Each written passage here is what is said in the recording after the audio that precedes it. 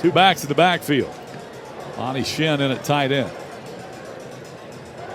Lions have a screen set up. This is well developed. Here's Brandon Hayes, gets a block, and he takes it down the McNeese sideline, cuts it back 25-20, back inside 10-5, house. My goodness. Brandon Hayes. And the Lions have opened up an industrial-sized can here at Cowboy Stadium. My goodness.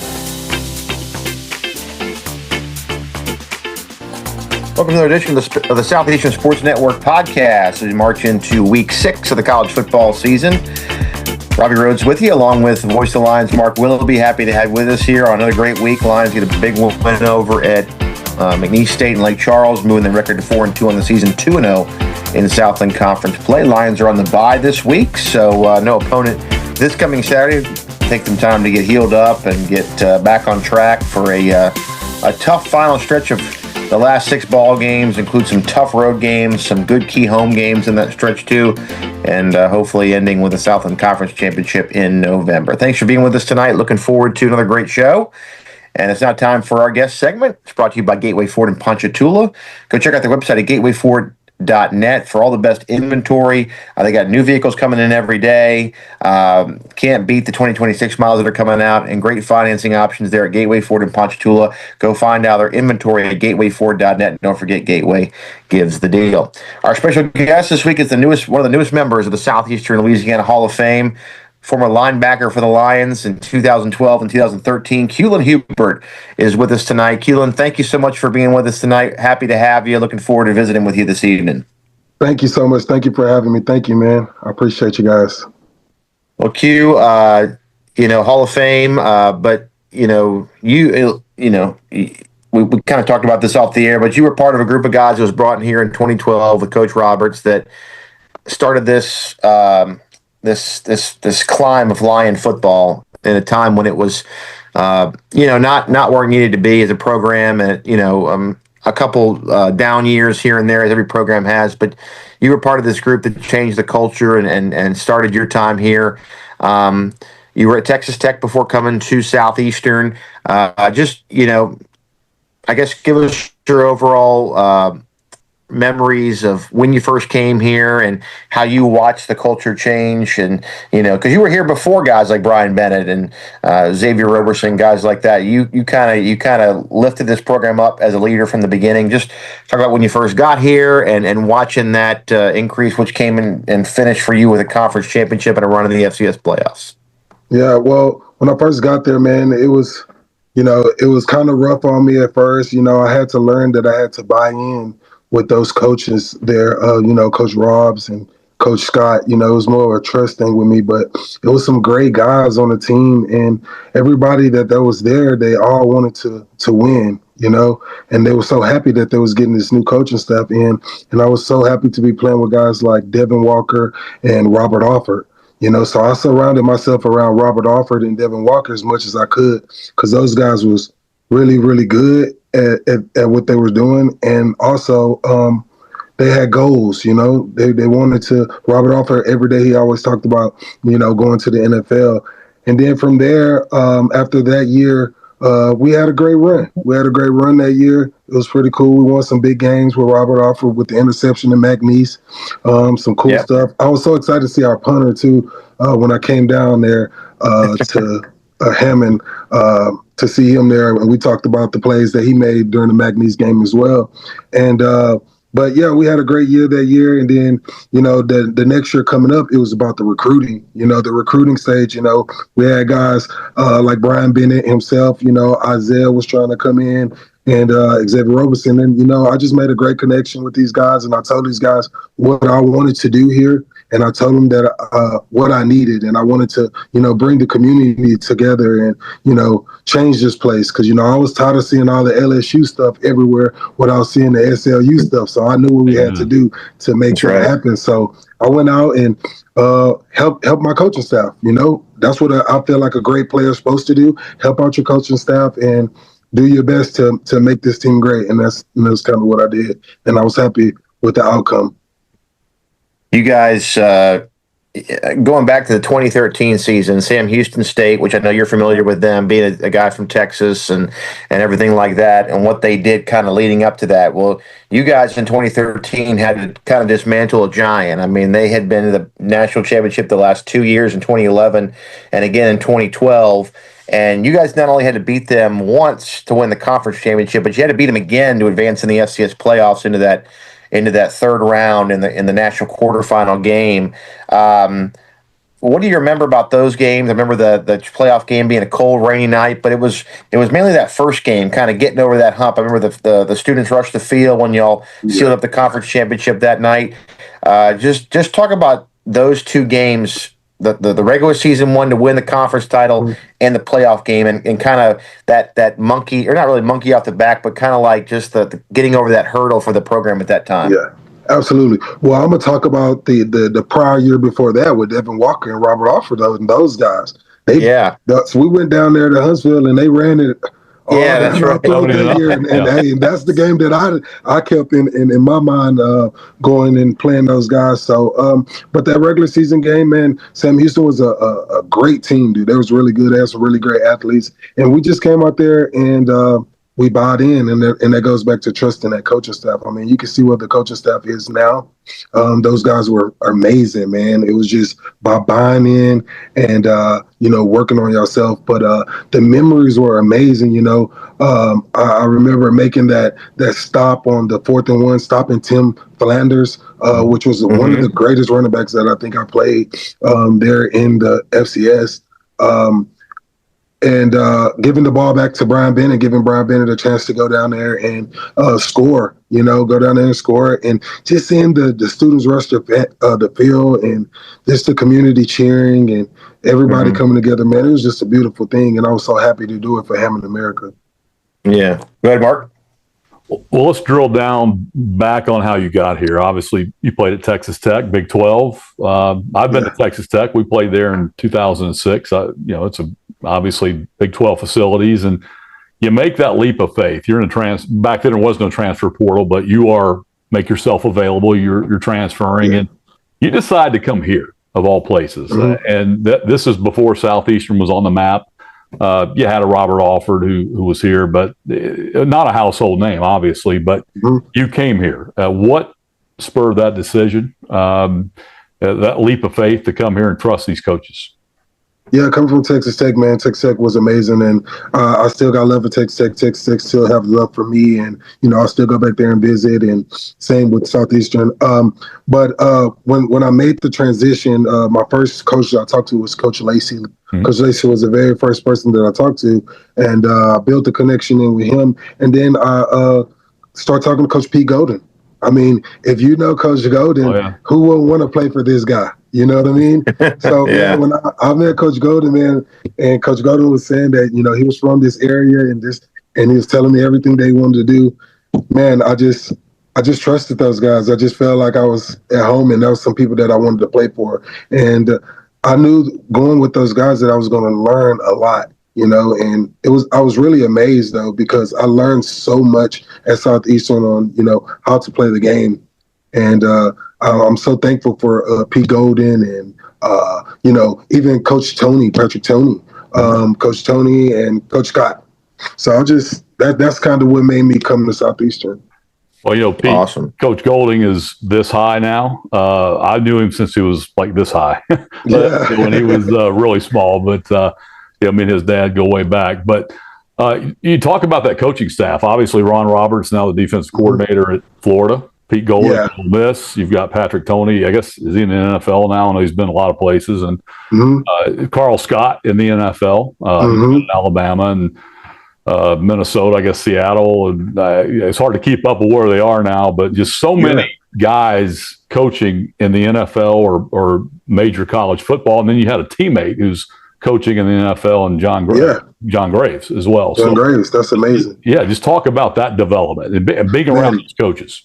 Man, being around those coaches it was truly, truly amazing, guys. Like, man, I actually learned more at Southeastern than I feel like that I learned at, Texas Tech. I mean, these coaches were amazing, you guys. I'm telling you, like, these coaches, they they had their coaching clinics and everything just perfectly, dude. Like, and they made it simple. And that was the thing that I needed, I needed to be able to play fast, and not think, so, being around those guys, I mean, it was amazing. It was amazing. It was a family too, that was the cool thing. They weren't just coaches, they were player coaches, the term we used. There was those player coaches, man, and that's what you need. You need those player coaches, and you need those players to, trust that and always respect their coaches, even though their coaches are player coaches. And that's one thing Coach Roberts made sure of.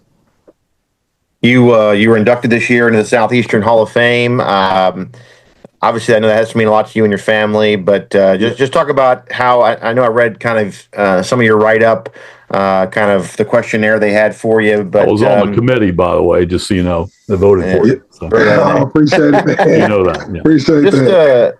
Just talk about when you got that call. What was the first emotion that came to your head when you got the notice that you were going into the Hall of Fame? Man, I was shocked, man. And I was just grateful. Being the first person to be in my family, the only person to ever be in my family to be a part of a Hall of Fame for a university is just amazing, right? And then I just started looking at, going back, looking at all the film, looking at the highlights, and just thinking about all the guys that are already in the Hall of Fame. And I was just grateful, man, and just thankful to be a part of that. And just talk about the weekend when you came, the jacket ceremony and the game itself. Just, talk about, did you get to visit with Coach Selfo at all? And just talk about the weekend that you were in Hammond for that Hall of Fame presentation. Yeah, so it was beautiful. It was really beautiful, man. The presentation was very beautiful. It was so much love, man. So many people was just so happy to see me, and even Rumi was happy to see me. So I was happy about that. And we had an amazing time at the football game. The atmosphere was beautiful, man. Just to see how things grew, the lights in the stadium. I went up to the suite, it was just really nice, man. The people were very, very nice. And I really didn't get too much of a chance to speak with Coach. But I talked to a couple of guys that was on the field. I got a chance to talk with Caleb. I like that kid. That kid's really, really good. And awesome. He got a great potential. I hope he wins the Southland Defensive Player of the Year. That would be really great. Yeah, that'd we need another one of those. So I'm pulling for Caleb, man. So, and I also like number 1, the receiver. He was great too, really great kid. But it was amazing, man. I had a lot of fun out there. So I was happy. Awesome. I'm glad that was good for you. I mean, we've got a million questions to ask you. I know we can't ask them all in the limited time that we have. I do have one that I do want to ask before we get off here while I'm thinking about it. I know Robbie's thought of it, and Alan Waddell, who's not on with us tonight. But do you remember UAB, when you played UAB, the coin toss? What do you remember about the coin toss? Oh, I remember everything. I remember everything. And I remember the kid coming after the game talking about he was talking trash at the coin toss. It was crazy, man. He got him a little interception. We tell that story all the time, because in retrospect, it's hilarious. At the time, it was, of course, what happened during the game. But I remember the referee's mic was still on. And, when we win the toss, what did you say? Tell the fans at home what you said, if you remember. What did I tell them? I think you said, we want the ball because you don't have any defense. Oh, yeah, that's exactly what I told them. And it goes throughout the whole stadium. Exactly everybody heard it. You heard it at home on radio. I'm doing radio, so we get it through our headphones, and I'm like, I might not. That's exactly what I told them, too. That's crazy, man. Yeah, it was.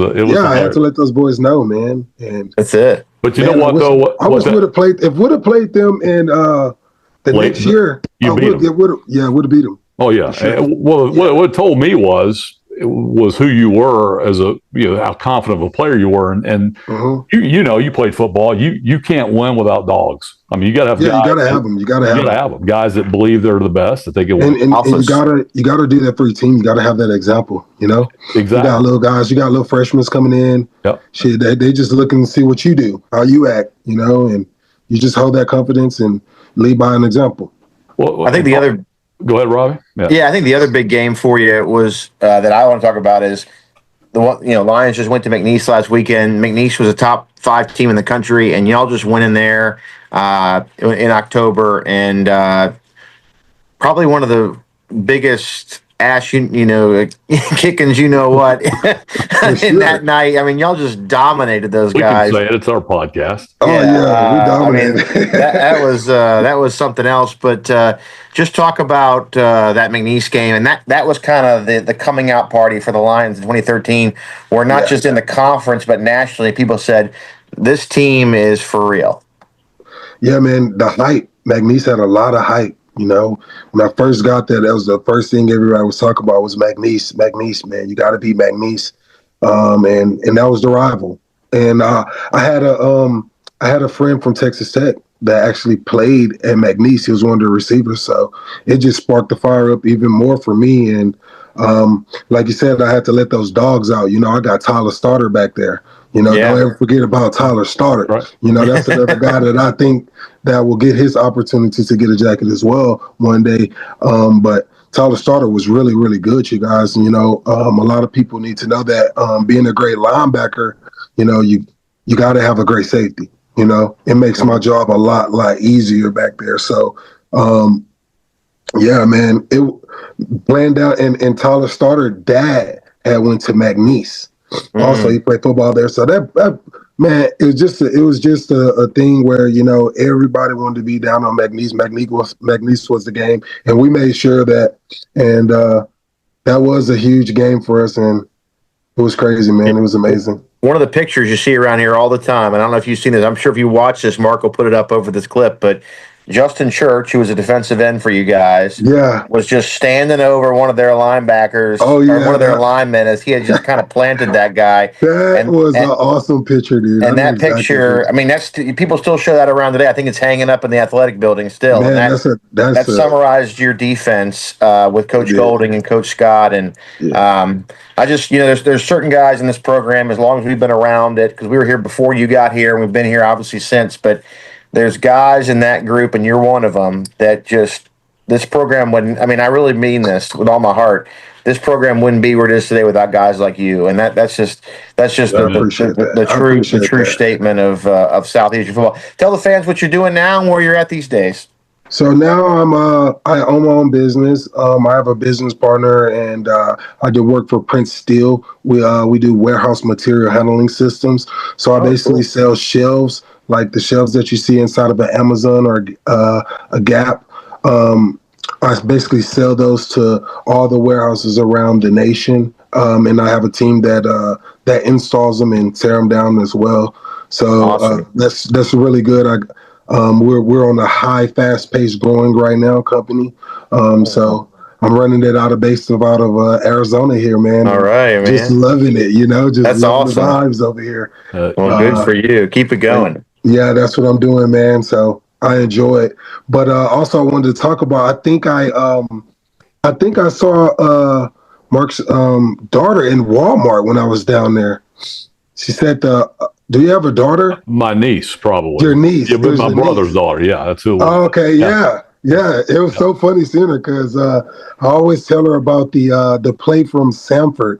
I guess she was calling it Q Hubert. Yeah. Q Hubert. Southeastern will rush 4. He fumbles the ball in the backfield. He's going to go down way back in his 21. It's intercepted by Q Hubert. Q Hubert. It was awesome, man. Yeah. It was awesome, dude. Man, I had so much fun in Southeastern, man. I love Hammond, man. I'm gonna try to come back, at least one time a year. Now, being awesome. Show some love and some support there to Hammond America. Well, I know one of the biggest things that I missed to this day was watching you on kickoff return. Man, they just watch you light guys up. Awesome, I could watch a whole video of you just destroying guys. That was awesome, right? man. That was awesome. You took the Lions further than any team has ever taken them into the playoffs, into the national quarterfinals. So we'll see and hope the Lions can do that again this year and in the future. But, man, we appreciate your time. Congratulations on the Hall of Fame. What do you think about this team? I know you probably watch them a little bit. Yeah, I watch them. I think this team is a really good team. I think they got great potential. they got a good run that they're rolling. They're rolling right now with the W's in the conference, and they just got to keep it up. Just stick together. The leaders just got to, let those guys know that it's just 1 week at a time, and it's not about the opponent that you're playing. It's about you guys, So just focus on you guys. Take 1 week at a time, and just keep doing what you're doing. That's awesome, man. Thank you. Yeah. That's Q Hubert, Hall of Famer for your Southeastern Lions. He'll be in there forever. 100 years from now, he will still see Cqulin Hubert in the Hall of Fame of Southeastern. Thanks for visiting with us tonight. He's your Gateway Ford guest for the week. We'll be back with more after this on the Southeastern Sports Network podcast. Welcome back to the Southeastern Sports Network podcast. Robbie Rhodes, Mark Willoughby with you. Just finished up with our interview with Cqulin Hubert, Southeastern Hall of Famer. Now, Mark, I really meant what I said about guys like him, and obviously Brian Bennett comes to mind, but he was that first guy. Him. What was the safety's name? Theo something. Theo Alexander. Yeah. Yeah, he was one of those guys that came in, was a game changer on defense. That just made those plays, and it was just a special time at the end of that 2012 season to know where we were going, and there's probably. I think everyone had so much expectation for Brian Bennett in 2013, but my expectation built from that way we finished the season in 2012 into 13, if that makes sense, right? That's why I was excited to have Brian, to have the guys we brought in, obviously, but I was really excited because of how we finished 2012, and you could see it building. Ken Q's a guy that was one of the guys that made that happen. Yeah, I wish we would have had more time to dig down into it. I mean, you could spend 2 hours with Q. I mean, he's awesome to talk to, and obviously cherished his time here at Southeastern. But going back to 2012, you had some overlap from Mike Lucas, his guys and guys Ron Roberts brought in. Alex Stoddard was one of Mike Lucas's guys he talked about. Yeah, exactly. Robert Alford. One. So you had to tie those guys in. Devin Walker, he mentioned Devin as well. But then you get guys like, obviously Q takes the leap of faith to come here as a transfer. And then, some of the other guys you brought in, you talked about Theo Alexander and John Graves and Kevin Harmon on defense. And then eventually Jacob Newman, those guys.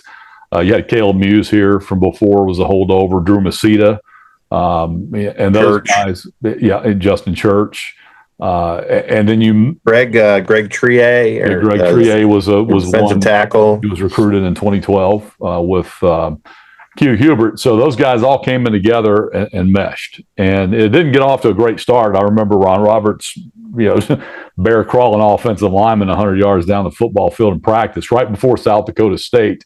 Basically trying to run guys off, and nobody quit. You had one player quit, a running back who's no longer here anymore. But guys rallied around it. They were 0-3, and then we didn't get to dig into that McNeese 2012 game. I kind of wanted to do that, but that was kind of where it all started. It was guys like Q Hubert who laid that foundation. Then comes Brian Bennett in 2013, and you start that really magical 2-year run, and of course Ron Roberts' 6-year tenure here, and it's fed into today. With Frank Selfo, who's taken it and run with it, and has gotten this program to even bigger heights as far as consistency goes, and that's where we are now, and hopefully looking forward to another great season here in 2025.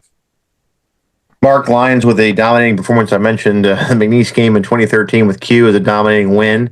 But this one might have been right up, well, not might have, it was right up there. I mean, Coach Selfo, class act guy, goes a long way back with Coach Viator and their families. Obviously had something to do with how the second half went. He just said, you know what, we're way better than them. They're not going to get back in this game. I don't need to come out here and embarrass anybody. And this team, they could have embarrassed them. They could have scored 70 points if they wanted to, the way that the first half went. But it was just looked at and said, hey, look, let's just go out there and make sure we get out of this game with no one else hurt. And it was just a dominating performance from the first snap. The interception by Ian just kind of set the tone for the game, and the Lions never looked back. Yeah, you go back to 2013, that game, that was two good football teams that up, and Southeastern just got on a roll that night and steamrolled them. And it was just one of those games that got away from McNeese, and Southeastern just pounded. You felt like that they played 10 times. McNeese might get a few of them.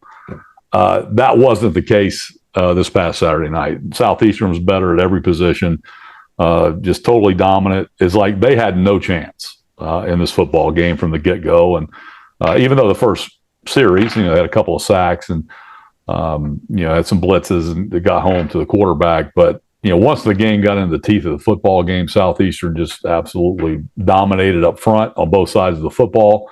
McNeese couldn't do anything offensively. Southeastern's get consistent front four pressure, which they have all year, but even more so in this ball game. You had Jake Strong on the run consistently. Wide receivers couldn't get open. He had no time to throw. They couldn't run the ball. They were totally handcuffed on offense. And then defensively, offensively for Southeastern, Anthony Selfo just continues to just grow into the offense coordinator's role. And he's getting more creative by the week. He's got two quarterbacks that he can play and getting all of his weapons involved.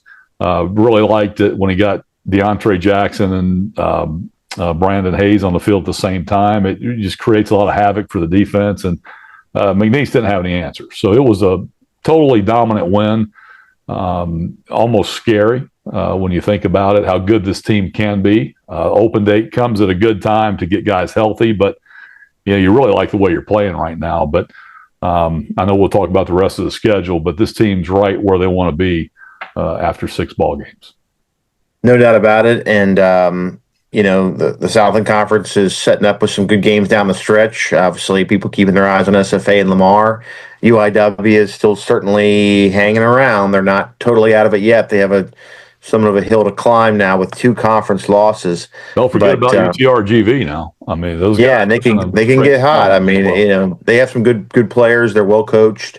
Tough place to play down there, obviously, as it's going to turn out to be. So, but hey, look, it's still. I mean, anybody's still in it, really. McNeese could still find a way to get back in it. I guess with 2 losses, obviously, in the league's tough. But Nichols, Nichols is right there with only 1 loss in Southland play. So, they got a lot ahead of them. But it's going to be a tough fight down the road. Lions just got to take care of their own business and handle the games up that are in front of them.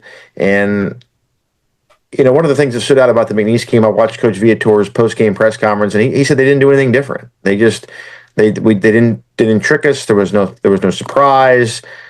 What they put on tape what they put on tape in their first 5 games is what they did in the game. And he said they were kind of vanilla.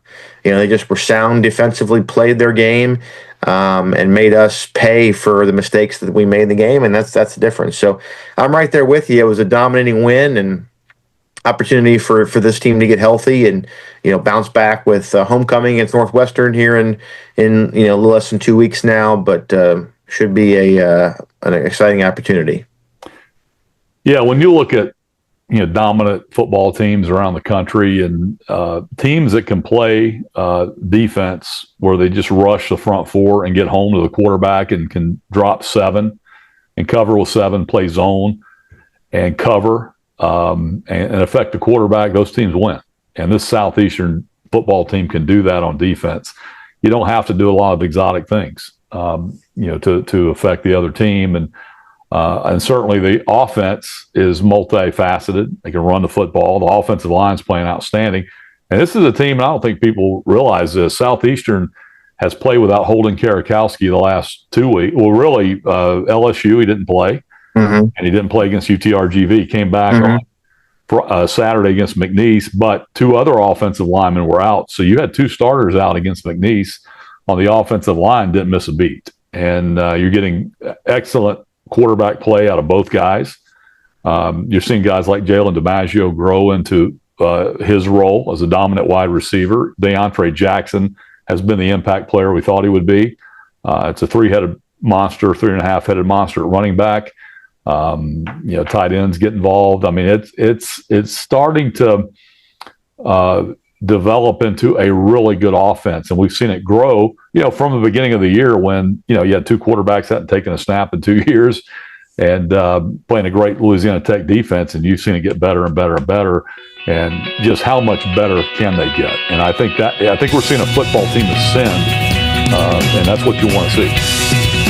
Mark, great show as always. Want to thank Cqulin Hubert for being our guest this week. We'll enjoy this week off. We'll be back on Monday. We'll preview the homecoming game against Northwestern State and a whole lot more. So thanks to Q. Congratulations to him again for being a member of the Hall of Fame. And thanks for being with us tonight on the Southeastern Sports Network podcast. We'll talk to you next week as the Lions enjoy the bye week and get ready for homecoming against Northwestern State. For Mark Willoughby and Robbie Rhodes saying good night, line up. This has been the Southeastern Sports Network podcast.